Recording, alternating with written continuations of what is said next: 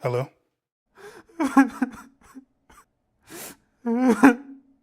বাবা, মন দিয়ে শোন।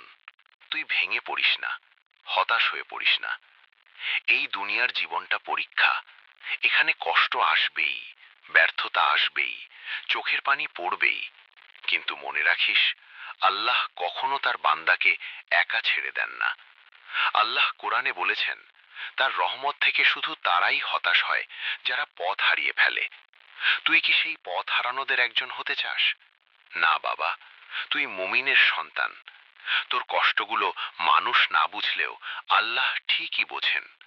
তুই যখন রাতে একা কাঁদিস, কেউ না দেখলেও আল্লাহ দেখেন।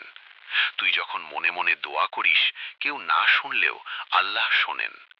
হয়তো আজ তোর দোয়ার উত্তর দেরিতে আসছে, কিন্তু দেরি মানেই না বলা নয়। আল্লাহ সবচেয়ে উত্তম সময় দেন। যা তোর জন্য ভালো, সেটাই তিনি বেছে নেন। ধৈর্য ধর বাবা, নামাজ আঁকড়ে ধর, কুরআনের সাথে সম্পর্ক তৈরি কর, দোয়া ছাড়িস না। মনে রাখিস, রাত যতই অন্ধকার হোক, ফজরের আলো ঠিকই আসে। কষ্ট যত বড়ই হোক, আল্লাহর রহমত তার চেয়েও বড়। আমি তো আছি, তোর বাবা আছি, আর তার চেয়েও বড় কথা, আল্লাহ তোকে কখনো ছেড়ে যাননি। ভরসা রাখ আল্লাহর উপর।